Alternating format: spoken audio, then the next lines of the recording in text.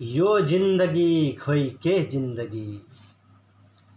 कवि हरिभक्त कटुवाल, जसलाई हामी सबैको हृदयमा राख्न सक्दछौँ, जसलाई हामी सदैव हृदयमा राखेका छौँ, त्यस्ता एकजना महान कवि हरिभक्त कटुवालज्यूको यो काव्यकृति हरिभक्त कटुवाल रचनावली भनेर डाक्टर दैवकी देवी तिमसिनाज्यूले सम्पादन गर्नुभएको, मुख्य सम्पादकमा हुनुहुन्छ डाक्टर दैवकी देवी तिमसिना। हरिभक्त कटुवाल रचनावली आज पढ्न गइरहेको छु। पाठक प्रतिक्रिया सम्झिनुहोला, बुक रिभ्यू सम्झिनुहोला, समीक्षा सम्झिनुहोला, जे सम्झिनुहुन्छ। म चाहिँ भने एउटा पाठक भएकाले यसभित्र पाएका राम्रा पक्षहरू के लाग्दछन् ती कुराहरू केराउन खोज्दछु। केही पक्षहरू नराम्रो लागे त अवश्य पनि भनिन्छ, तर हरिभक्त कटुवालज्यूका सृजनामाथि मलाई भने केही पनि त्यस्तो नराम्रो प्रतिक्रिया जस्तो लाग्दैन। धेरै पनि सुन्दर सुन्दर सृजनाहरू, उहाँका सम्पूर्ण सृजनाहरूलाई बटुलेर यसरी हरिभक्त कटुवाल रचनावली भन्दै यो काव्यकृति यो संग्रह यहाँ सम्पादन गर्नुभएको छ। सम्पादना मण्डलीमा सल्लाहकारमा नव सापकोटाजी हुनुहुन्छ, भविलाल लामिछानेजी हुनुहुन्छ, मुख्य सम्पादकमा डाक्टर दैवकी देवी तिमसिना, सम्पादन सहयोगमा डाक्टर इन्दुप्रभा देवी, डाक्टर खगेन शर्मा र डिल्लीराम खनालजी हुनुहुन्छ। यो असम नेपाली साहित्य सभाले प्रकाशित गरेको यो हरिभक्त कटुवाल रचनावली, जसको मूल्य 400 रुपियाँ भारू र नेरू 640 रुपियाँ रहेको छ भने पुस्तकालय संस्करणलाई 600 रुपियाँ भारू र 960 रुपियाँ नेरू रहेको छ। यो असम नेपाली साहित्य सभाले प्रकाशित गरेको र पूर्वायन प्रकाशनबाट मुद्रित भएको यस हरिभक्त कटुवाल रचनावली भित्र के पाइन्छन् ती कुराहरू म राख्न चाहन्छु। यो पुस्तक माथि टेकबहादुर कटुवालज्यूले यहाँ अर्थ प्रदान गर्नुभएको छ। उहाँका स्वर्गीय हजुरबुबा र आमाप्रति उहाँले यसरी साहित्य सभालाई सहयोग पुर्याएर यो हरिभक्त कटुवाल रचना सम्पादन गर्न मद्दत गर्नुभएको छ। उहाँलाई पनि धन्यवाद छ। र प्रकाशकीयमा यहाँ असम नेपाली साहित्य सभाका महासचिव रुद्र बरालज्यूले सुन्दर कुराहरू राख्नु भएको छ। प्रकाशकीय कसरी यो पुस्तक प्रकाशन गर्न अघि अग्रसर हुनुभयो, धेरै राम्रा कुराहरू छन्। कटुवालज्यूहरूले कटुवालज्यूले जुन त्याग र जुन साहित्य सेवा गरेर जानुभयो र उहाँप्रति हामीले अवश्य पनि यो एउटा सम्पादन गरेर निकाल्नु हाम्रो दायित्वबोध, हाम्रो कर्तव्य बन्दछ भन्ने कुरा साहित्य सभाले अनुभव गरेको जानकारी गराउनुभएको छ। यसै गरी नै सम्पादकीयमा यहाँ धेरै कुराहरू लेखिएका छन्। हरिभक्त कटुवालज्यूको जीवन दृष्टिदेखि लिएर सम्पूर्ण हरिभक्त कटुवालको जीवनीबारे छर्लङ्ग पारिएको छ यस सम्पादकको जुन लेखाइ छ। मुख्य सम्पादकजीले लेख्नु भएको होला सायद। यसरी सुन्दर ढङ्गमा उहाँको जीवन वृत्तान्त यहाँ लेखिएको छ। उहाँले के साहित्य सिर्जना गर्नुभयो हरिभक्त कटुवालज्यूले सम्पादकीयमा यहाँ छर्लङ्ग पारिएको छ। अब भने हरिभक्त कटुवालज्यूको जन्म कहाँ भएको थियो भन्ने कुराको हामीलाई सबैलाई जिज्ञासा होला। हरिभक्त कटुवालज्यूको जन्म डिब्रुगढमा त भएको थिएन भन्ने कुराहरू पनि छन्। यहाँ तत्कालीन असमको लखिमपुर जिल्ला अन्तर्गत खवाङको बरबिलमा जन्म भएको हो भन्ने तथ्य प्रमाण गर्नुभएको छ। तर उहाँले लेख्नु भएको छ धेरै पुस्तकमा यो तथ्य भुल पाइन्छ भनेर। र हरिभक्त कटुवालज्यूको जन्म 2 जुलाई 1935 मङ्गलबारको दिन भएको थियो। विष्णुमाया कटुवाल र वीरबहादुर कटुवालज्यूका सुपुत्र कवि हरिभक्त कटुवाल आमाबुबाका पहिला सन्तान हुनुहुन्थ्यो। उहाँको शैक्षिक जीवन भने बोगीबिलको प्राथमिक विद्यालयमा भएको थियो भने डिब्रुगढको जज हाई स्कुलबाट मेट्रिक HSLC पास गर्नुभएको रहेछ। उहाँले आइए डिब्रुगढबाट कलेजमा अध्ययन गर्नुभयो प्राइभेट तरफले र BA अध्ययन गर्दा गर्दै घरको आर्थिक अवस्था कमजोर भएको कारणले उहाँ त्यति बेला बाबुको देहावसान भएको हुँदा पढाइ छोड्नु परेको थियो। उहाँले BA समाप्त गर्न सक्नु भएन। उहाँको पिताजीको वियोग भएको कारणले गर्दाखेरि उहाँले अध्ययनलाई स्थगित राख्नु परेको जानकारी यहाँ प्राप्त गर्न सकिन्छ।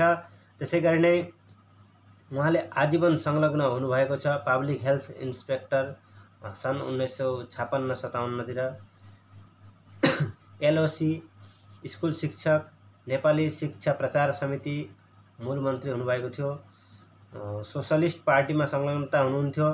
मूलियाबारी बजारमा भाइ उपेन छेत्रीको सहयोगमा सागसब्जीको व्यवसाय पनि गर्नुभएको थियो डिगबोईमा। त्यसै गरी तिरापमा होटल रेस्टुरेन्ट खोलेर व्यवसाय पनि गर्नुभएको थियो। मित्रसेन पुरस्कारको स्थापना गर्नुभएको थियो। हरिभक्त कटुवालको धेरै देन छ। पूर्ण साहित्य साधना गर्नुभएको थियो र यसै गरी नै उहाँ विदेश पनि जानुभएको थियो, नेपालतर्फ पनि जानुभएको थियो र उहाँले नेपाली साहित्य संस्थान काठमाडौँको कार्यालय सचिव हुनुभएको थियो। नेपाली राजकीय प्राज्ञ प्रतिष्ठानमा जागिर गर्नुभएको थियो प्राज्ञको प्रबन्ध सम्पादकको रूपमा र यसै गरी नै उहाँले रूपरेखा पत्रिकामा जागिर गर्नुभयो, साझा प्रकाशनमा जागिर गर्नुभयो, नेपाली साहित्य संस्कृति परिषदको सम्पादन गर्नुभयो। त्यसै गरी उहाँले सम्मानहरू पनि धेरै पाउनुभएको छ। सर्वश्रेष्ठ कविका रूपमा रोयल एकाडेमी पदक पाउनुभएको थियो, साहित्य संस्थान पदक पाउनुभएको थियो। श्रेष्ठ साहित्यकारको रूपमा पनि उहाँ चिनिनुहुन्छ। श्रेष्ठ साहित्यकारको रूपमा उहाँले धेरै नगद राशिहरू पनि पाउनुभएको छ। त्यसै गरी नै उहाँको प्रकाशित कृतिमा सम्झना गीत सङ्ग्रह प्रकाशित छ। भित्री मान्छे बोल्न खोज्छ, यो धेरै चर्चित कविता सङ्ग्रह हो। ऐतिहासिक कथा सङ्ग्रह सहलेखन उहाँको सुधा खण्डकाव्य छ। पूर्व किरण कविता सङ्ग्रह छ। यो जिन्दगी खोइके जिन्दगी, सबैले चिनिने सबैले जानिने यो जिन्दगी खोइके जिन्दगी। स्पष्टीकरण बदनाम मेरा यी आँखाहरू मरणोपरान्त प्रकाशित भएको छ। यो मृत्युपछि नै यो बदनाम मेरा यी आँखाहरू कृति पनि प्रकाशित भएको छ। चरित्र पाठ उहाँले अनुवाद गर्नुभएको छ भने शिशुबोध पनि अनुवाद गर्नुभएको छ। उहाँले धेरै पत्र पत्रिकाहरू सम्पादन गर्नुभएको छ। मुक्ति, हिमालय, प्राज्ञ, हिमानी, सङ्गीत, सरिता, बानकी, अभिव्यक्ति र रदाली यस्ता यस्ता पत्रिकाहरू पनि उहाँले सम्पादन गर्नुभएको छ। उहाँले हरिभक्त कटुवालको जीवनी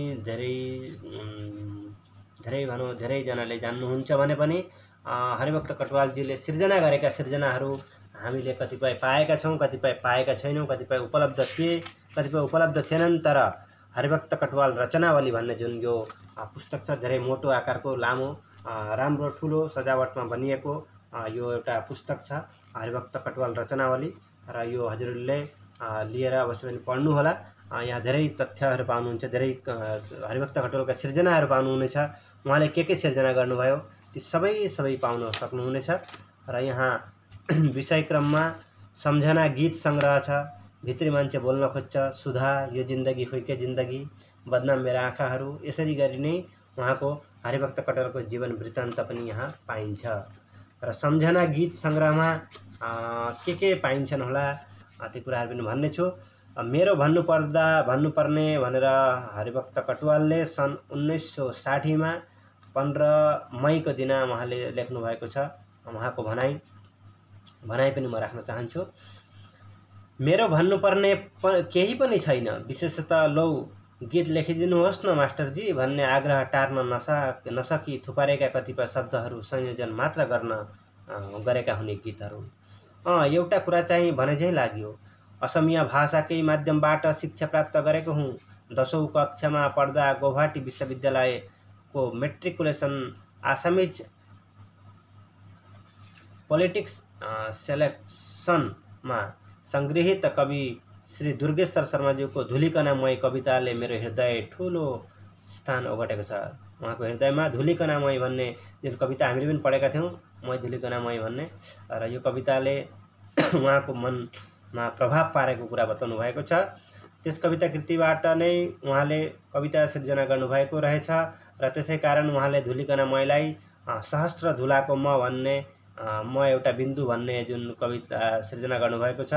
र त्यसै गरी नै उहाँले यी कविताहरू छाप्ने इच्छा त उहाँले गर्नुभएको थिएन अरे, तर नानीहरूको गीत दिनुहोस् न गुरुजी भन्ने जुन आग्रह थियो त्यसलाई उहाँले धेरैचोटि सुनै गरेपछि उहाँलाई पनि गीत यसरी प्रकाशित गर्ने जमर्को गर्नुभएको रहेछ।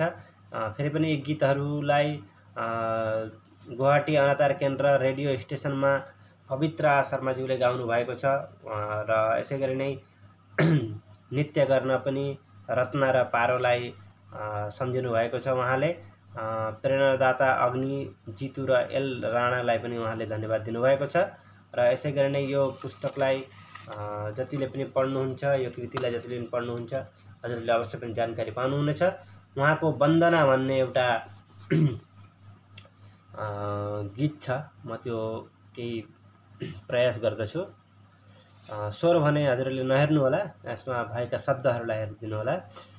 हामी भारतका सन्तान हौँ, हामी भारतका सन्तान, भारत हाम्रो जन्मभूमि, हामी भारतका सन्तान हौँ, हामी भारतका सन्तान। हामी भारतका सन्तान हौँ, हामी भारतका सन्तान, भारत हाम्रो जन्मभूमि, हामी भारतका सन्तान हौँ, हामी भारतका सन्तान। यसै देशमा बग्छिन् गङ्गा, यही छन् तीर्थ महान हौँ, हामी भारतका सन्तान। यही जन्मेथिन् सीता जननी, यही बुद्धले पाए ज्ञान। यसै देशको हितको लागि अर्पित छ यो प्राण हौँ, हामी भारतका सन्तान। लक्ष्मीबाई अनि वीर शिवाजी भारतका वरदान। गान्धी तिलकको पुण्य बाणीले निर्मल हाम्रो प्राण। हाँसी हाँसी देशको लागि चढ्ने छौँ बलिदान हौँ, हामी भारतका सन्तान। हिमालयको काखमा यो सुन्दर भारत हाम्रो, स्वर्गसरी देश विशाल विश्वभरिमै राम्रो। यसै देशको गौरवले छ गदगद हाम्रो प्राण हौँ, हामी भारतका सन्तान। युग युगदेखि अजय अटल छ यस देशको कीर्ति। शस्य श्यामला नन्दन कानन उर्वर हाम्रो धरती। सधैँ रहन्छ हाम्रो हृदयमा भारतको अभिमान हौँ, हामी भारतका सन्तान। यसरी वन्दना भनेर उहाँले लेख्नुभएको छ। बसन्त आउँदैछ डढिरहेछु भन्ने कविता र गीतहरू पनि पाइन्छन्। आरती पाइन्छ, मिरमिरे साँझमा भन्ने पाइन्छ। यसरी आह्वान छ उहाँको सहस्त्र धुलोको म एउटा बिन्दु, धुलिकना मै भन्ने कवितालाई उहाँले सहस्त्र बिन्दुको म एउटा बिन्दु भन्ने कविता उहाँले सिर्जना गर्नुभएको छ। प्रेरणा पाएर लेख्नुभएको छ। ब्रह्माको सृष्टि सहस्त्र धुलो, विशाल विश्वको म एउटा जाँबो धुलाको बिन्दु, सहस्त्र धुलाको। मरुला जही संसारको कुनै अँध्यारो कुनामा, के होला खति हुँदैन केही यो विश्व संसारमा। बाँचेकै हुँ कि मरेर गएँ कसले जान्ला र, मरेछ कठै भनेर मेरो गीत कसले गाउँला। ब्रह्माको सृष्टि सहस्त्र धुलो, विशाल विश्वको म एउटा जाँबो धुलाको बिन्दु, सहस्त्र धुलाको। म मरे पनि दिन ढलेपछि रात नै आउनेछ, फुल्नेछ फुला फुलको बोटमा बतास चल्नेछ। उज्याला दिन अँध्यारो रात यतिकै हुनेछन्, सधैँ नै आफूले घुमेको बाटो नक्षत्र घुर्नेछन्। ब्रह्माको सृष्टि सहस्त्र धुलो, विशाल विश्वको म एउटा जाँबो धुलोको बिन्दु, सहस्त्र धुलोको। कर्तव्य प्रिय कामना मग्न यो व्यस्त संसारले, म मरे पनि खबर मेरो लिँदैनन् कसैले। टल्किने छैनन् आँसुका थोपा कसैका आँखामा, अड्किने छैनन् केही काम पनि कसैको घरमा। ब्रह्माको सृष्टि सहस्त्र धुलो, विशाल विश्वको म एउटा जाँबो धुलाको बिन्दु, सहस्त्र धुलोको, सहस्त्र धुलोको म एउटा बिन्दु। धेरै मर्मस्पर्शी कविता। यसै गरी नै निष्ठुर प्रति भनेर निष्ठुरलाई पनि लेख्नु भएको छ। छोडै जाने परदेशीलाई, नबजाऊ डम्फु साइला दाई, लाग्दछ बिरह मलाई। बितेका दिन सम्झेर झर्दछन् आँसु बरबर। डाँडामा बसेर मुरली नफुक साथी त्यसरी, निठुरी फर्केर आएन मनले शान्ति पाएन। सँगै खेल्थ्यौँ हाँस्थ्यौँ हाँसरै माया गाँस्थ्यौँ, सम्झना आलो छोडेर हिँडेको परदेशी फर्केन। कलकल गर्ने खोलाको कलकल गीत सुनेर बिर्सेका कुरा झलझली सपना जस्तै देख्दछु। परदेशी जाजै फर्केन, सक्दैनौँ अब त फर्कन। यसरी माने धेरै धेरै राम्रो पढिरहँ, जति पढो त्यति पढिरहँ लाग्ने हरिभक्त कटुवालका सिर्जनाहरू छन्। यहाँ धेरै गीतहरू मैले यहाँ केही मात्र तपाईहरु समक्ष सुनाउने प्रयास गरेको छु।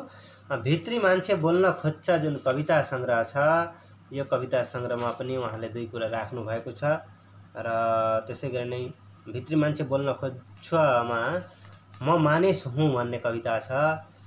मानिसको स्थिति, मानिस कस्तो हुनुपर्दछन्, कस्तो छौं र के गर्दैछौं भन्ने भाव यहाँ ओतप्रोत भएको यो म मानिस हुँ कविताका दुई पंक्ति सुनौं। म मानिस हुँ 20औं सदीको जाग्रत मानिस, द्रुत गतिले विश्व अङ्गाली उन्नतिको उच्च शिखरमा पुग्ने आँटैले दौडिरहेछु। पृथ्वीको अग्लो धुरीमा पैतालाको भर गरेर गौरवले म हाँसिरहेछु। म मानिस हुँ। यान्त्रिक युगको कर्मठ मानिस पुग्नु छ मैले चन्द्रलोकमा, रच्नु छ मैले नौलो संसार खोस्रिसकेको पृथ्वीमा। गर्नु छ मैले अमृत सञ्चार, रक्त पिस्वासु दानवहरूको नाश गरेर शान्ति ल्याउँदछु। शान्तिको शीतल छायाभित्र हाँस्नेछ पो यो संसार। म मानिस हुँ। वास्तव जगको निर्भीक मानिस, वास्तवता नै साथी मेरो, वास्तव भित्रै बाँच्नु छ मैले, पल पल क्षण क्षण वास्तव जगको वास्तव कविता गाउनु छ। यसरी सुन्दर कविता छ म मानिस हुँ। शान्तिको गीत गाउँला भन्ने अर्को कविता छ। भित्री मान्छे बोल्न खोज्छ, भित्री मान्छे बोल्न खोज्छ कविता संग्रहमा धेरै राम्रा राम्रा कविता छन्। म यहाँ बीचमा व्योम विश्वको एकल यात्री, जीवन, यसै गरी नै बिन्ती छ मेरो छेउछाउ नआऊ, जीवन अनि प्रतीक्षा, जीवनमा कस्तो प्रतीक्षा हुन्छ यहाँ राख्नु भएको छ। चर चर चर चर छाती चिर्ने व्यथा हृदयमा बोकेर, कसलाई सुनाऊँ जगमा आज विरह मनको पोखेर। कति दुखीका दिन जीवनसँग, स्वार्थी जग यो खेल्दै हो, कतै कति दुखीहरूलाई गाह्रो दुःखमा ठेल्दै हो। सल्किरहेको विरहाग्निमा मन, के गरौँ कहाँ जाऊँ गर्दैछ, बाटो नदेखी आशा हराई पीरका सुस्केरा भर्दैछ। दिन जीवनको करुणा क्रन्दन, यो जग सधैँ सुन्दो हो, स्वार्थ अङ्गाली कति जीवनको जीवन पथ नै थुन्दो हो। रातो रगतको बिन्दु बिन्दुमा भएको पीर पन्साउला, स्वार्थी जगको पर्खाल तोडी हृदयको प्यास मेटौँला। जीवन अनि प्रतीक्षा। जर्जर जगको शुष्क मरुमा शान्ति फूल फुलाउँला, पाखा पखेरा दीप जलाई भाइको पीर नासौँला। जीवनमा प्रतीक्षा गरे पनि हामीले हाम्रो जीवनमा जुन कष्टहरू छन् ती कष्टहरूलाई हामीले समाधान गर्नुपर्दछन् भन्ने भाव ओतप्रोत भएको यो सुन्दर कविता। र व्यर्थै किन यो लोकाचार भनेर लोकाचारमाथि व्यङ्ग प्रहार गरिएको कविता छ। यो पनि सुन्दर कविता छ। कलीलाई फुल्न देऊ भनिएको छ। कलिकाल लागेको समय, यो कली बखतमा हामीले कलीलाई फुल्न दिनुपर्छ भन्ने यहाँ राखिएको कविता। तर यहाँ धेरै व्यङ्गात्मक दृष्टिकोणले प्रस्तुत गरिएको कविता छ। सुन्दर बानकिला कविता छ। अर्को कलङ्किनी भनेको छ। कलङ्किनी भनेर यसरी एउटा कविता राखिएको छ। ए चन्द्रमा के गर्छे, व्यर्थै के को घमण्ड, तेरो पिलपिल गर्दो धमिलो ज्योति, त्यसैले नै सारा संसार उज्जवल पार्ने साहस गर्छेस्। धन्य कठै त विशाल घरका पत्र परेका लहरीहरूका पात्रहरूमाथि। यसरी माने धेरै धेरै धेरै कुराहरूलाई यसरी पृथ्वीको, चन्द्रको, सूर्यको कुराहरूलाई यहाँ राखिएको छ। ए आँसु भनेर आँसुलाई, आँसुमाथि पनि कविता लेख्नु भएको छ।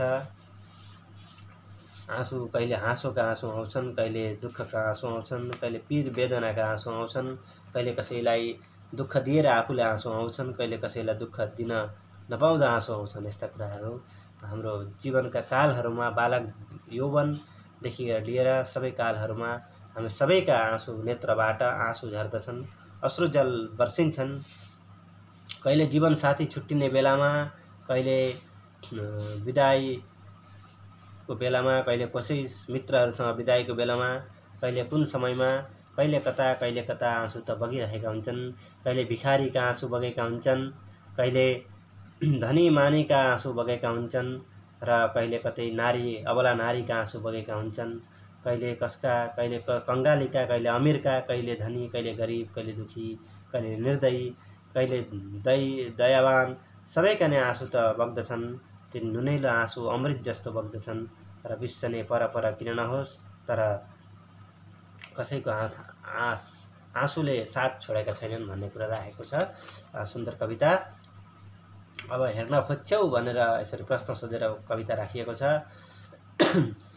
र उहाँले आफ्नो मुटु, कलेजो, फोस्को, छाती सबै थोक देखाउन सकिन्छ, छामेर देखाउन म सक्दिनँ, तर तिमीले छामेर हेर त मेरो भित्री हृदयमा तस्बिर नदेखे पनि केही प्राणको स्पन्दनहरू सुन्न पाउँदछौ, कलेजोको अविच्छिन्न गतिहरू सुन्न पाउँदछौ, अनुभव गर्न सक्दछौ भन्ने कुराहरू राख्नु भएको। यो हेर्न खोज्दछौ भन्ने कुराहरूमाथि यसरी विश्व ब्रह्माण्डको नै प्रचण्ड तापहरूलाई पनि तिमीले मेरो छातीभित्र हेर्न पाउँदछौ, हेर्न खोज्छौ भनेर कवितामा राख्नु भएको छ। र त्यही विश्व ब्रह्माण्डको म पनि एउटा मानिस हुँ र मलाई पनि चिन्ने गर भन्ने कुराहरू राखिएको छ। यसरी सुन्दर। अनि अर्को अन्त्यमा भन्ने कविता छ। अन्त्यमा यो पनि धेरै मार्मिक कविता छ। भित्री मान्छे बोल्न खोज्छ कविता सङ्ग्रहबाट धेरैभन्दा धेरै राम्रा कविताहरू छन्। मलाई पनि धेरै राम्रो लागेको छ। यो यस्तै छ भनेको छ। पृथ्वीको बारेमा यसरी कविता लेखिएको यो राम्रो कविता छ। कविप्रति भनेर कविहरूलाई पनि केही कुराहरू राखिएको छ। कविहरूले कविता कसरी लेख्दै हुनुहुन्छ, कुन समयका कस्ता कविताहरू छन्, त्यो कविताहरूमाथि उहाँले आफ्नो मनसाय आफ्नो अभिव्यक्ति प्रकट गर्नुभएको छ। लामो कविता छ। त्यसै गरी नै पृथ्वी भनेर कविता लेख्नुभएको छ। पृथ्वी कसरी बनियो, कसरी भयो, के हुँदैछ, पृथ्वीमा के हुँदैछन्, कस्ता मानिसहरू छन्, के छन् भन्ने कुराहरू यस कवितामा रहेको छ। भित्री मान्छे बोल्न खोज्छ, यो त धेरै मर्मस्पर्शी कविता हो। भित्री मान्छे बोल्न खोज्छ कविता सङ्ग्रहभित्रकै पनि भित्री मान्छे बोल्न खोज्छ कविता छ। यो कविता यस प्रकार रहेको छ, अलिकति सुनाउँछु। हृदयभित्र गुम्सिरहेका धेरै दिनदेखि अन्तरपटमा टाँसिरहेका उत्कट वेदना र अव्यक्त अभिलाषाहरू, अनि गोलाकार पृथ्वीको वक्षमा चलिरहेका व्यभिचार, प्राणी श्रेष्ठ मानिसहरूले क्षणिक उत्तेजनाको वशीभूत भई खेलेका निसङ्ग र नग्न नृत्यहरूका कथा, फेरि अन्धकार भित्रबाट हावाले उडाइ ल्याएका निशाचर दानवहरूले गरेका गुप्त प्रणयले रङ्गिएका प्रेमपूर्ण र कामना मिश्रित प्रलाहरू औ सभ्यताको मुकुण्डो पैरी समाजको आड लिएर समाजकै आँखामा छारो हाली स्वार्थ सिद्धिको हेतु भाइलाई नर्कतुल्य गहमा ठेली भाइको घाँटी च्यापी हिँड्ने, ठुला गफ हाँकेर हिँड्ने नेताहरूको कथा लोकाचार र लोककृतिको अभिनय गर्दै सुनेर पनि नसुने झैँ, देखेर पनि नदेखे झैँ मैले हृदयभित्र लुकाइराखेको थिएँ। तर आज एक्कासी तिनै मर्मपूर्ण स्मृतिहरू यस लोकालय संसारको वक्षमाथि उभिएर मेरो भित्री मान्छे बोल्न खोज्छ। कण्ठरुद्ध छ तापनि ज्वालामुखीको उद्गिरणमा पृथ्वी थर्के झैँ मेरो हृदयमा पनि भैँचालाले हाहाकार मचाउन लागेको छ। काँचो रातो रगतमा सागर झैँ लहरी पर्न लागेका छन्, मासुका पुञ्ज खलबलिसकेका छन्, फोक्सोमा स्पन्दन बढ्न लागेको छ। अब भने चिच्याई संसार थर्काई भित्री मान्छे बोल्न खोज्छ, कटु सत्यलाई खोल्न खोज्छ, रुद्रकण्ठ फोर्न खोज्छ, भित्री मान्छे बोल्न खोज्छ। यो त धेरैभन्दा धेरै गहिरो कविता छ। गरुङ्गो जिम्मेवारी बोकेर उहाँले धेरै मनका कुराहरू राख्न नखोजे तापनि अहिले भने भित्री मान्छे बोल्न खोज्छ भन्ने कुरा राख्नु भएको छ। त्यसैगरी सुधा खण्डकाव्य पनि हरिभक्त कटुवालज्यूको एउटा खण्डकाव्य हो। यसभित्र पनि धेरै कुराहरू छन्। यस सुधा खण्डकाव्यमा के कुराहरू पाइन्छन्? वन जङ्गल गाउँ सहर चारैतिर फिजिएका जनजीवन सम्बन्धी किताबहरू नलेखिएको गुनासो पोख्दै उहाँले त्यस सन्दर्भमा पनि खण्डकाव्यमा त्यहाँ अटाउनु भएको छ। र यस सुधा खण्डकाव्यमा भने सानो कुरुङ असमको राजधानी शिलङ त्यसताकको त्यति बेलाको शिलङ असमको राजधानीको एक रमणीय ठाउँ थियो र त्यस ठाउँमाको अहिले पनि शिलङ छ र यो त्यति बेला भने असमको राजधानी थियो र त्यसको वरिपरि नेपाली गोर्खाली मानिसहरूको बसोबास हुन्छ र त्यो बसोबास गर्ने ठाउँमा उहाँले साना कुरुङमा बिडन र बिसाप नाम गरेका दुईवटा झरना अविरल झरिरहेका छन् र यो खण्डकाव्यमा पनि त्यसकै पृष्ठभूमि लेखिएको कुरा बताउनु भएको छ। र काव्यिक गुण सुधामा छन् छैन त्यो चाहिँ भने पाठकले नै विचार गर्नुपर्ने कुरा पनि जानकारी गराउनुभएको छ र उहाँले प्रवाहमा बगिरहेको यस सुधा खण्डकाव्य पस्किनु भएको छ। निस्तब्ध रजनी मध्य गइसक्यो, प्रेत बुझ्ने बेला भइसक्यो, त्यही पनि निश्चल मौन बसेकी, कोहली त्यो पर्खिरहेकी। साना कुरुङ्गको अग्लो भिरमा, द्रुत खसेको बिसापतिरमा, टुलु एकटक छागो मनतिर, उसका नेत्रले के खोजेका। बरबर आँसु नेत्र युगलमा, किन त्यो त्यसरी रोइरहेकी। मानसमा कि लागि डढेलो, आँसुले निभाउन खोजिरहेकी। चिन्हे झैँ लागिरहेछ, कोहली त्यो सुधा जस्तै लामो कालो सर्प झैँ चुल्ठो पिठ्यूमा लर्किरहेछ।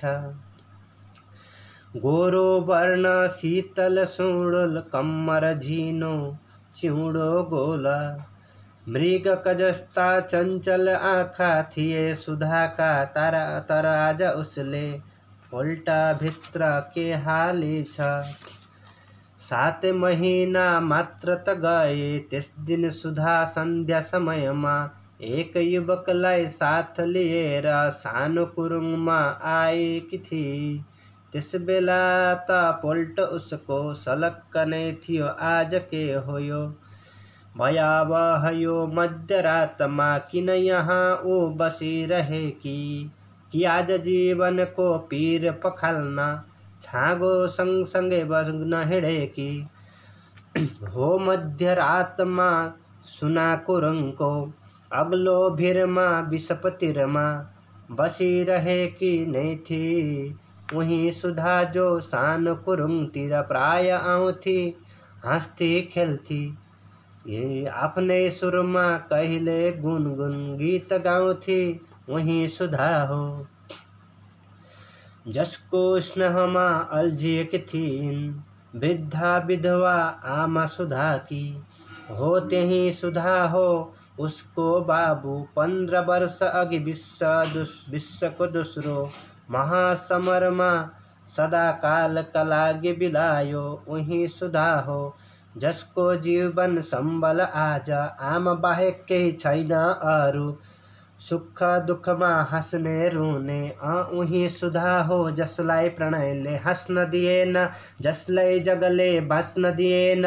मृग तृष्णा पी तिर्खा मेट्ने सपना देखी, हो यही सुधा हो। साना कुरुङ आह कति रमाइलो, पहरा छहरा सल्लाघारी, प्रकृतिको अनुपम सृजन दिव्य सुषमा वारी पारी। कल कल खोला छल छल पानी, विषप राजा बिडन रानी, आफ्नै सुरमा आफ्नै धुनमा बलिरहेछन् अतीत कहानी। उपभोगहरूको उपयोगी बुद्धि, पहरा छाताछी वायो बनेको, जलविद्युतको केन्द्र बनाई विज्ञान उसमा हाँसिरहेको। आउँदो घडीको प्रतीक्षामा आकुल वेदना गुन्जिरहेथ्यो अग्लो चुलीको एक भवनमा। अक्षय मनका क्षय रोगीको कतै चरीको चिरिबिरी बोली, कतै घाँसीहरूको टोली। पर्वत सबतिर बिचमा खावा, सरसर अविरल शीतल हावा। दर्शकहरूको अविराम ताती, वेदना मनमा भाँति भाँति। कोही मुसु मुसु, कोही धुरु धुरु, कोही टुलु टुलु, कोही लुरु लुरु। हरियो डाँडा ओल्लो पाखो, कतै पक्की घर, कतै पर्णकुटी। कतै पुरानो ध्वाँसे सभ्यता, कतै नयाँ नयाँ कला संस्कृति। छहरा सँगसँगै खोली बढेकी, प्रकृतिको पाठ पढेकी। सुन्दरी सुधा कुसुम प्रस्फुटित, वृद्ध मातासँग त्यहीँ बस्दथी। जति सम्झियो उति सग्लिने, मधुर मनमोह सपना जस्तै। मनस्पटमा सञ्चित हुन्छ व्यथित अतीतको स्मृति रमाइलो। अतीत रमाइलो थियो सुधाको, मुक्तचरी झैँ मन परे उड्थी। मन परी खान्थी, मन परी खेल्थी, मन परी लाउँथी, मन परी गर्थी। रत्न बहादुर कार्की छेत्री, पिता सुधाका थिए हवलदार। सुखे सुखमा हुर्किरहन्थ्यो तीन प्राणीको सारा संसार। यसै गरी सुधा खण्डकाव्यमा धेरै छोटो भए पनि यो खण्डकाव्य पढिरहनु लाग्ने सुन्दर अभिव्यक्तिले प्रेरित सुधामाथि लेखिएको, त्यसरी सुधामा कल्पना गरिएको यो खण्डकाव्य रहेको छ। र अर्को चाहिँ भने हरिभक्त कटुवालज्यूको सबैले जानेको, सबैले बुझेको, सबैले बुझ्नुपर्ने पनि यो जिन्दगी खोइके जिन्दगी कविता सङ्ग्रह, जुन यो जिन्दगी खोइके जिन्दगी कविता सङ्ग्रह, उहाँले यो कविता सङ्ग्रहभित्र पनि एउटा यो जिन्दगी खोइके जिन्दगी कविता छ, त्यो चाहिँ सबैले जान्नुहुन्छ। र यो कविता सङ्ग्रह यो जिन्दगी खोइके जिन्दगी, यो उहाँले कुनै पनि परिभाषा, कुनै मान्यता वा कुनै वादलाई अघि राखेर उहाँले कविता कहिले सृजना गर्नुभएको छैन भन्ने कुरा राख्नुभएको छ। जिन्दगी जिउने क्रममा आइपरेका मधुर क्षणलाई समात्ने प्रयास मात्र उहाँले गर्नुभएको अरे। जो कतै बारुद गनाएका छन् भने, कतै फुल मगमगाएका छन्, कतै जीवनको सकारात्मक पक्षलाई लिएको छ भने, कतै नकारात्मक पक्षलाई पनि लिएको छ। र उहाँलाई मधुर लागेका क्षणहरूलाई, मधुर लागेका पलहरूलाई, र उहाँ अरू कसैलाई विरक्ति पनि लाग्न सक्ला, तर उहाँले आफूलाई मधुर लागेका, आफूलाई निराश पाइएका कुराहरू राख्नुभएको कुरा जानकारी गराउनु भएको छ। र उहाँले भन्नुपर्दामा पाठक समक्ष यो पुस्तकको यो जिन्दगी खोइके जिन्दगी कविता सङ्ग्रह पनि पस्किनु भएको छ र त्यो पनि यहाँ हटाइएको छ। ए प्रणम्य भनेर एउटा कविता छ। बाँच्न खोजिरहेछु, आश्वस्त छु, मर्न सकु तिम्रा लागि, आजको तन्नेरी, रहर कविता छ। धेरै राम्रो कविता छ यो रहर कविता। यो कविता म वाचन गर्दैछु। बा पाठशाला जान्न म, इतिहास पढाइन्छ त्यहाँ मरेका दिनहरूको। खिया लागेका कलका पूर्जाहरू जस्तै गणितका सूत्रहरू पनि साह्रै पुराना भइसके। रहर छैन मलाई बाँचिदिने, केवल इतिहासका पानाहरूमा।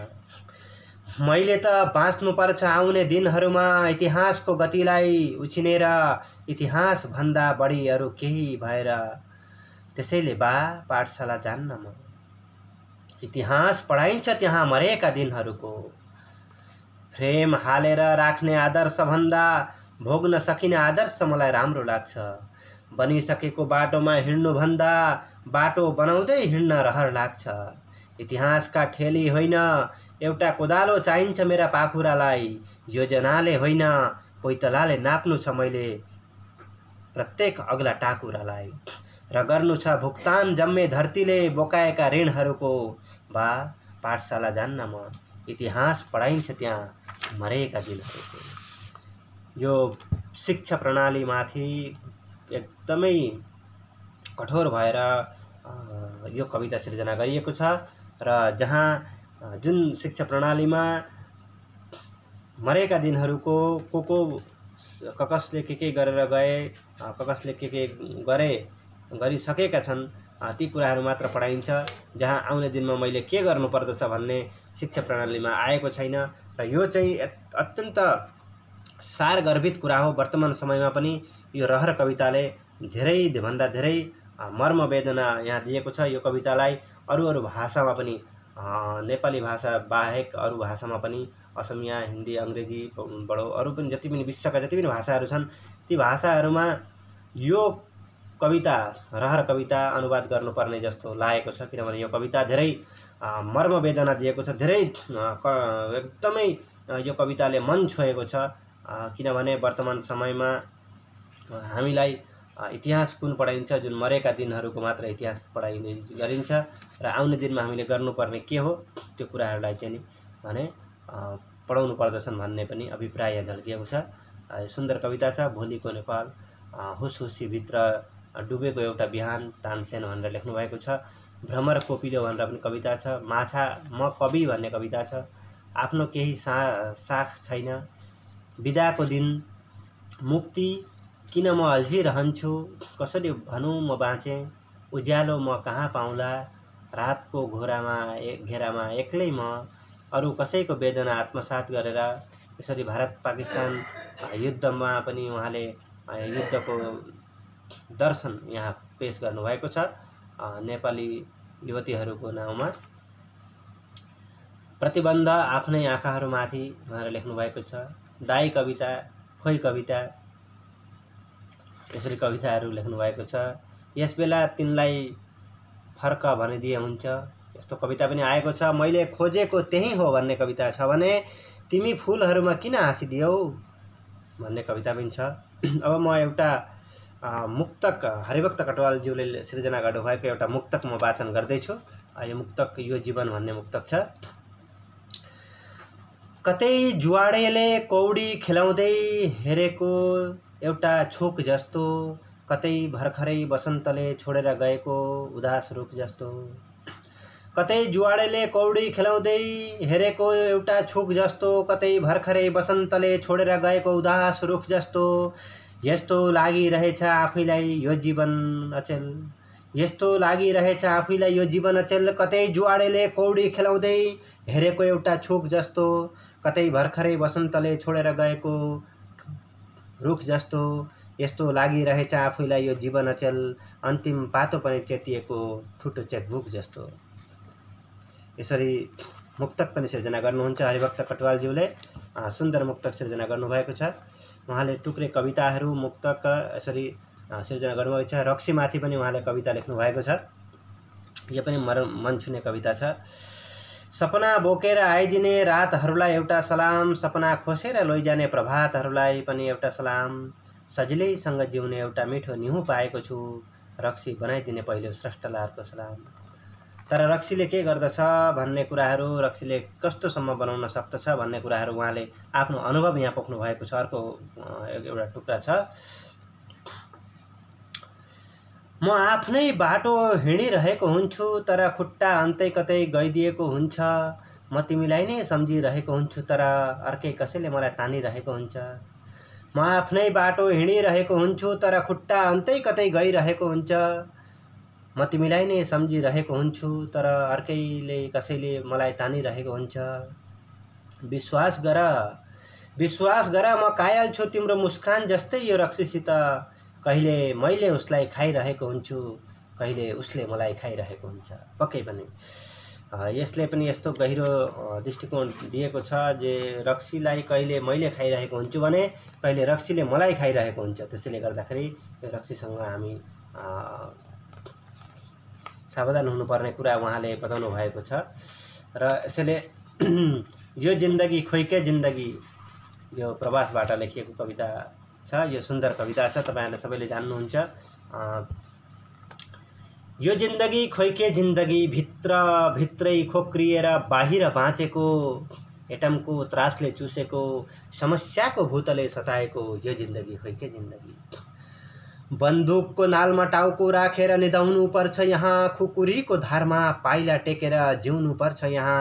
आँखा चिम्लिन पनि जगजगी, आँखा उघार्न पनि जगजगी, यो जिन्दगी खोइके जिन्दगी। पसलमा सोकेसभित्र सजाइ राखेको काँचको चुरो जस्तो यो जिन्दगी, कुनै युवतीको हातमा चढ्दा चढ्दै प्याट्ट फुट्न सक्छ यो जिन्दगी। रबडका सस्ता चप्पल जस्तो यो जिन्दगी, बाटामा हिँड्दा हिँड्दै च्याट्ट टुट्न सक्छ यो जिन्दगी खोइ के जिन्दगी। यो कविता पढेपछि तपाईहरुलाई यसको बारेमा भन्नुपर्ने केही पनि रहँदैन। कवितामै सबै कुराहरू राखिएको छ। सुन्दर कविता छ। साथीलाई भनेर कविता छ अर्को, तिमीलाई गुमाएको रात भन्ने एउटा कविता छ। यहाँ पनि धेरै प्रेमी कविता, प्रेम वियोग कविता छ। तिमीलाई भेटेको मधुर क्षण भन्ने कविता छ। त्यसैगरी बिसाइदेऊ यात्रा जिन्दगीको, आऊ बाली लगाऊ दिनका 3 स्थिति मेरो अनुभवमा, पर्ख माटाको माया, बसन्त जीवन एक दृष्टि, जीवन एउटा लास एउटा शिशु। यसैगरी म बौलाइरहेको छु, म बौलाइसकेको छु, आकाशले मेरो बाटो छेक्छ, खडेरी परेको छ आज जिन्दगीमा, बारुद र सेतो परेवा नाम यसैको जीवन हो, मन लाग्छ यात्रा। यसैगरी धेरै धेरै कविताहरू छन्। खोइ हामीलाई निर्धो नसम्झ, यो भने एउटा गीत हो, यो कविता पनि हो। यसलाई गीत भनेर वर्तमान हामीले सुन्न पाउँदछौँ। नरबहादुर दर्जी ज्यूले यो गीतलाई गाउनु भएको छ। असमका एकजना सुप्रतिष्ठित कलाकार जसले यो गीतलाई स्वर दिनुभएको छ, गाउनु भएको छ। हामीलाई निर्धो नसम्झ यो कविता हो। यो कविता पनि यो जिन्दगी खोइ के जिन्दगी काव्य कृतिभित्र जुन कविता संग्रह छ त्यहाँ पाइन्छ। 1965 को भारत पाकको युद्धमा मर्ने गोर्खाली सैनिकहरूको नाममा यो कविता समर्पित छ र यो कविता धेरै चर्चित कविता हो। यो गीत बनिसकेको छ, यसलाई गाइएको छ। यो यस प्रकारको रहेको छ। यो देशको माटोले भन्छ, यो देशको ढुङ्गाले भन्छ, हाम्रो पनि रातो रगत यही बगेको छ, हाम्रो पनि तातो पसिना यही खसेको छ। आ आ आ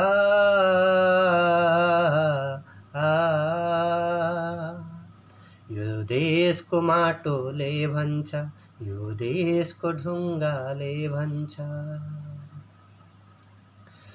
हाम्रा गोठाला दाजैले यहीको बनर पाखामा मनको बहा पोखेका छन् सालेज्यूको भाकामा।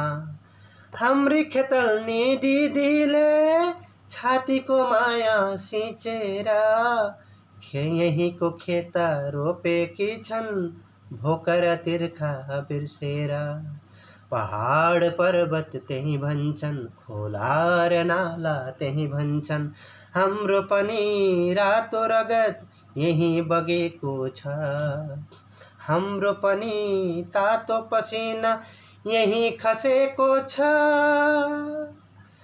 हामीलाई निधो नसम्झ, पहाड कहिल्यै झुक्दैन, छाती माट छँदैछ, सागर कहिल्यै सुक्दैन।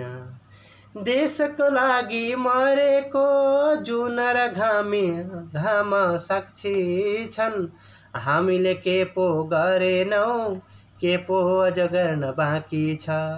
आकाश आज त्यही भन्छ, बतास आज त्यही भन्छ, हाम्रो पनि रातो रगत यही बगेको छ, हाम्रो पनि तातो पसिना यही खसेको छ। बेजोड कविता थियो यो, बेजोड कविता छ र यहाँ यसलाई गीत गाइदिनु हुने कलाकार दुवैलाई धन्यवाद दिन चाहन्छु। अर्को कविता छ आकाशका तारा के तारा। यो प्रेमिल कविता छ। यो कविता म वाचन गर्दैछु। अन्तिम कविता रहनेछ। म धेरै कविताहरू छन् तापनि हरिभक्त कटुवालका सबै कविताहरू जति पढिरहनु लाग्ने, जति गाइरहनु लाग्ने त्यस्ता गीतहरू पनि छन्, त्यस्ता टुक्रे कविताहरू छन्, मुक्तकहरू छन् उहाँले सृजना गर्नुभएका। र आकाशका तारा के तारा। प्रिय आकाशमा चम्किने 9 लाख तारा, 2 तारा ल्याई लुर्कना बनाई तिम्रा बुच्चा कानहरूमा झुन्डाइदिन सके कस्तो हुँदो हो। तर प्रिय ती तारा ती टाढा भएका तारा आकाशमा रहनाले नै तारा छन्। ती तारा टाढा आकाशमा रहनाले नै तारा छन्। हातले टिप्न सक्ने फल झैँ टिप्न सक्ने फल्दा हुन् त ती तारा पनि रुख रुखमा तारा नभई झटारा हुन्थे। टाढा छन् त्यसैले तिनको सम्मान छ। टाढा छन् त्यसैले तिनको सम्मान छ। कवि कलाकारको मुखमा ताराको गुणगान छ। उनीहरूकै तथ्य खोज्नमा व्यस्त विज्ञान छ। विश्वका जीवले आकाशका ती तारालाई मात्र देख्छन् तारा। टाढा देखिने ती तारा आँखाले देख्न सकेनन् वरिपरिका पृथ्वीका तारा। रामे चामे हर्के बिरे कति तारा छन् पृथ्वीमै, तर देख्ने कसले? तारा भएरै पनि ती बिचारा। घाँस बाँसको डोहोले पी आँसुका नुनिला धारा। गनी टाढाका तारा कुकुर जस्तै हीन भएर बिताइरहेछन् जीवन सारा। आकाशका तारा के तारा? न उनमा छ आफ्नोपन केही, एक सूर्यको ज्योतिमा नै ती ताराको अस्तित्व हराउँछ। तर यी तारा हर्के बिरे चामे सारा, कसले चिन्ने यिनीहरूलाई? चिन्न सके त एक हर्केमा एक बिरेमा एक एक सूर्यको शक्ति निहित छ। एक चामेको एक रामेको विवेक ज्योतिले विश्व सिंगार छ। अन्धो पृथ्वी अन्धा हामी, हाम्रा लागि घरको दूध पानी सरी। 9 लाख तारा टाढा हुनाले तारा छन्। रामे चामे हर्के बिरे झटारा छन्। भयो प्रिय आकाशका ती तारा ल्याई लुर्कना किन लाउने? पृथ्वीका तारा संहार्न किन नथाल्ने? पृथ्वीका तारा संहार्न किन नथाल्ने? प्रिय अझै अलिक दिन बुच्चे बसिदेऊ। प्रिय अलिक दिन अझै बुच्चे बसिदेऊ। बुच्चा कानमा लुर्काना होइन, पृथ्वीका रत्न बटुली तिम्रो मनको कालो आकाशमा ज्योति सजाउला। आकाशका तारा के तारा? ती तारा टाढा छन् त्यसैले त तारा छन्। वाह, धेरै गरुङ्गो कविता छ। यो कविताले व्यङ्ग प्रहार गरिएको छ भने धेरै उहाँले बाडोली, केही छैन, सस्तो माया यस्ता टुक्रा टुक्रा कविताहरू पनि सिर्जना गर्नुभएको छ। सस्तो माया पाई पलापिएकी युवती उर्वशी, मेनका र रम्भा हुँदा हुँदै कुन्ती बन्न कति बेर लाउँदिन। यस्तो कविता छ। एउटै कविता 3 हरफमा पनि 4 हरफमा पनि लेख्नु भएको छ। बदनाम मेरा आँखाहरू कविता र गीतहरूको सङ्ग्रह छ। बदनाम मेरा आँखाहरू चाहिँ यो ब्रह्मपुत्रसँग भन्ने छ। त्यसै गरी म असमी छु, आत्मव्यथा भन्दै उहाँले जीवनको अन्त भनेर कविता लेख्नु भएको छ। आज जीवनको अन्त होइन, आजै होइन, यस जीवनको अन्त बाँचिरहँ म अनन्त। भर्खर त म आइपुगेँ, म मूल बाटोमा, जीवनको पल्लो छेउमा पुग्नु छ मैले। यसरी जीवनको अन्तबारे पनि कविता सिर्जना गर्नुभएको छ। उहाँका समय मात्र फुल्छ, नहुनु यो के पो भयो र मलाई। यसै गरी जिन्दगी, कविको सम्झनामा साथीलाई, यसरी कविता सिर्जना गर्नुभएको छ भने उहाँको धेरै राम्रा सिर्जनाहरू हामीले पढ्न पाउँछौँ। यो कृतिबाट हजुरहरूले पनि लगेर पढ्नुहोला र यही भन्न चाहन्छु। यसै गरी नै यहाँका अरू पनि धेरै सिर्जनाहरू छन् जुन सिर्जनाहरूलाई यहाँ अटाइएको छ। स्पष्टीकरण भन्ने कथा सङ्ग्रह छ, उहाँ कथा पनि लेख्नुहुन्थ्यो। त्यसै स्पष्टीकरण कथा सङ्ग्रहमा सन्तुले छक्काई, शङ्का, नरमाया यस्ता नाम गरेका कथाहरू पनि पाइन्छन्। लघु कथाहरू पाइन्छन्। सूर्यमुखी भन्ने कथा पाइन्छ, स्पष्टीकरण कथा पाइन्छ, ठुले भन्ने कथा पाइन्छ। त्यस्तै परिवर्तनशील युग भन्ने व्यङ्गात्मक रचना पनि पाइन्छ। उहाँले बाबु भन्ने व्यङ्गात्मक रचना पनि सिर्जना गर्नुभएको छ। दान भन्ने रचना पनि छ व्यङ्गात्मक। रेडियो रूपक तथा एकाङ्कीहरू पनि उहाँले सिर्जना गर्नुभएको छ। मुक्तिपथ भन्ने एकाङ्की पनि हरिभक्त कटुवालज्यूले सिर्जना गर्नुभएको हो।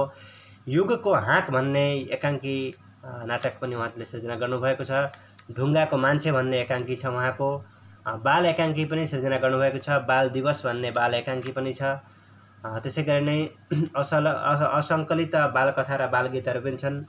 चपरी र टपरी भन्ने सङ्कलित नभएको पनि छ।